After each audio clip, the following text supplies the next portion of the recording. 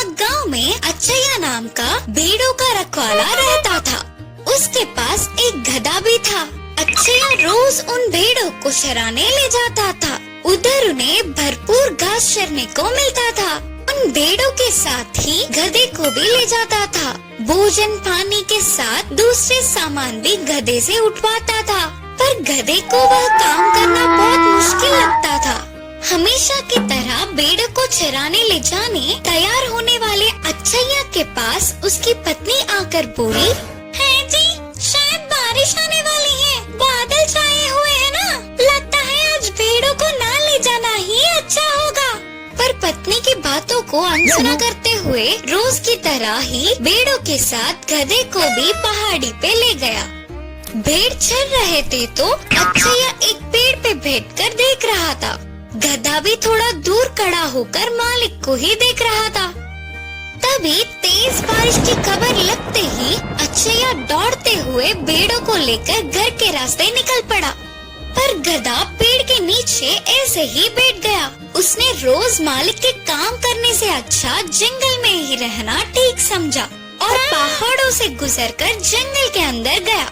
अच्छैया घर पहुंचने के बाद देखा तो गधा उनके साथ नहीं था। अरे रे, बारिश की जल्दबाजी में आने से मैं तो उस गधे को भूल ही गया, बेचारी कहाँ होगी। पत्नी ने समझाते हुए कहा, कहीं नहीं जाएगी, कल आप चराने जाओगे ना, तब ढूंढ लेना। उस दिन रात को अच्छैया को नींद ही नहीं आ रही थी। अगले दिन भेड़ों को चराने ले जाकर गधे के लिए पूरे पहाड़ी पर ढूंढने लगा, पर वो कहीं नहीं मिला।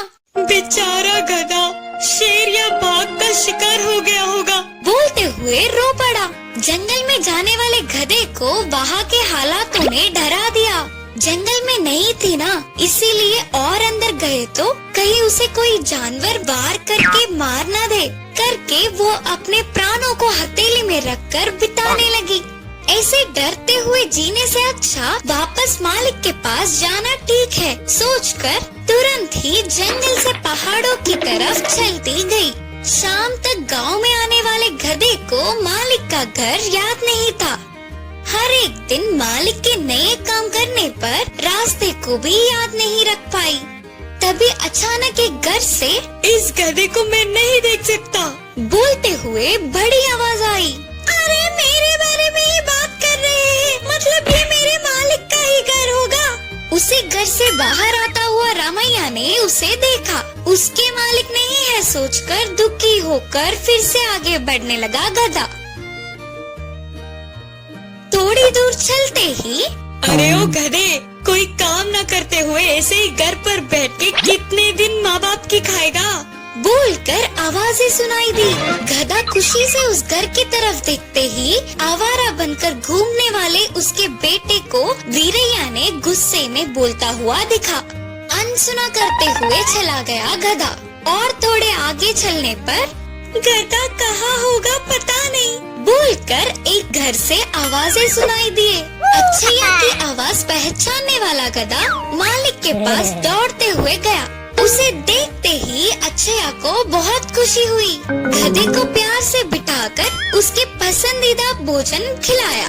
अब गधे ने ठान लिया कि मालिक से कभी भी दूर नहीं जाना चाहिए। आहा, ये तो बहुत स्वादिष्ट होगा। ओह शिकारी, मैं इतना छोटा हूँ, अगर तुम मुझे खा लोगे तो ना तुम्हारी भूख मिटेगी ना तुम्हारा पेट भरेगा। तुम मुझे जाने दो, मैं तुम्हें 3 अनमोल सलाह दूंगा। पहली सलाह तुम्हारे हाथ पे बैठ के दूंगा, दूसरी सलाह थोड़ी दूर जमीन पर बैठ के दूंगा और तीसरी सलाह पेड़ के डाल पर बैठ के दूंगा। मेरी ये 3 सलाहों को अगर सुनोगे तो तुम अपनी जिंदगी खुशी से बिता पाओगे। हाँ, ये बात सही है, इसे खाकर मेरा पेट ही नहीं भरेगा। इसे जाने देता हूँ, ये मुझे सलाह भी तो दे रहा है, इससे शायद मेरी जिंदगी भी आसान हो जाएगी। पहली सलाह ये है कि असंभव चीजों पे कभी विश्वास नहीं करना चाहिए। दूसरी सलाह ये है कि जो गुजर गया उस पर कभी अफसोस नहीं करना चाहिए।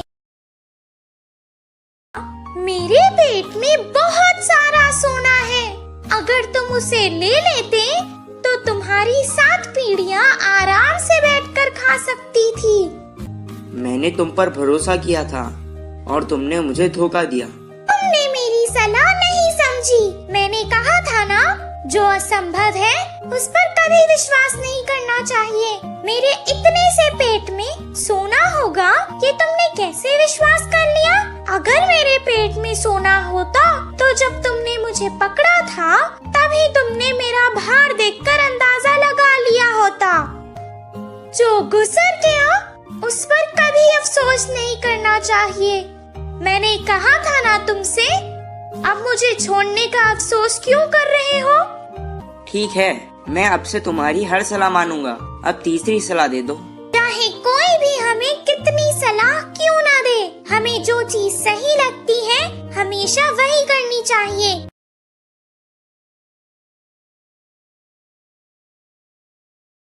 चल बे गधे, आज जरा तेज चलना, सुना नहीं जल्दी घर आना है।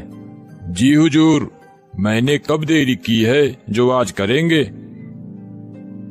अरे भोला, क्या बात है, तुम्हारा गधा तो पूरे बाजार भर में सबसे ज्यादा बोरी उठाता है। एक काम करो, ये गधा तुम मुझसे बेच दो। अरे नहीं घनश्याम, ये गधा मेरे पिताजी की आखिरी निशानी है, इसे मैं किसी भी कीमत पर नहीं बेच सकता। लेकिन घनश्याम, तुम्हारा गधा तो कद काठी में मेरे गधे से भी बड़ा दिखता है, फिर ये काम क्यों नहीं करता?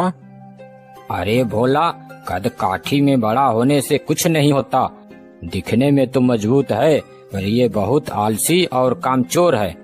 दिन भर खाता है और काम के नाम पर ढेला भी नहीं हिलाता। क्यों बे गधा, क्या ये सच कह रहा है? तू आलसी है? देखो, काम से भागने वाला कोई भी गधा नहीं चलेगा। तुम अभी तक यहीं बैठी हो, सोई नहीं? कैसे सो जाती, आपकी फिक्र हो रही थी। आपने इतना देर जो कर दिया। सुलेखा, ये मेरा दोस्त घनश्याम है, पास के ही गांव से आता है और मेरे साथ बाजार में व्यापारी का काम करता है। भाभी जी, आप अभी तक भोला के इंतजार में बैठी हुई हैं और एक मेरी पत्नी है, वो अब तक सोते हुए सपने भी देख रही होगी। मेरी बीवी तो एकदम बेफिक्र रहती है। अरे उसकी अतल भैंस चढ़ने गई है क्या? अरे भाभी जी, वो भी एकदम आलसी है, बिल्कुल मेरे गधे जैसा। दोनों में कुछ विशेष फर्क नहीं है। अच्छा भोला, अब मैं चलता हूँ।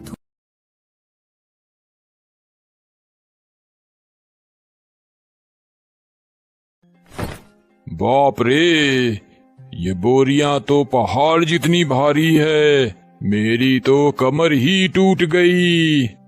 बचाओ, अरे कोई मुझे इस जल्लाद से बचाओ। अबे चुप, तेरा यही रोज का नाटक है। खाना तो दबाकर खाता है, उस वक्त सब ठीक होता है और काम करते वक्त तेरी हड्डियां टूटने लगती है।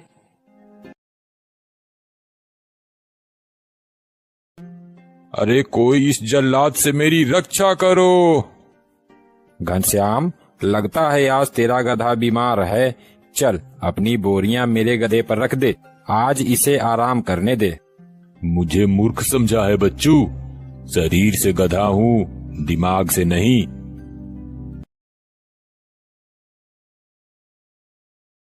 तू नहीं जानता भोला, मेरा गधा बीमार उमार कुछ नहीं है। इसका रोज का यही नाटक है। वह बहुत ही आलसी है, इसी वजह से हमें सामान सस्ते दामों पर नजदीक के बाजारों में ही बेचना पड़ता है। ओहो, तो ऐसी बात है। फिर देखो कल इस कामचोर गधे को हम कैसे सबक सिखाते हैं।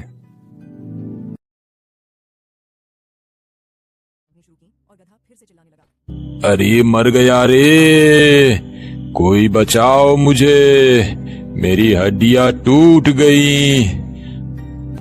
अरे रहने दे घनश्याम, आज भी इसे बाजार नहीं ले जाएंगे। इसे आज भी यहीं आराम करने दे और इसकी पीठ पर लदी बोरियों को भी नहीं उतारना। आज इसे ऐसे ही छोड़ दे।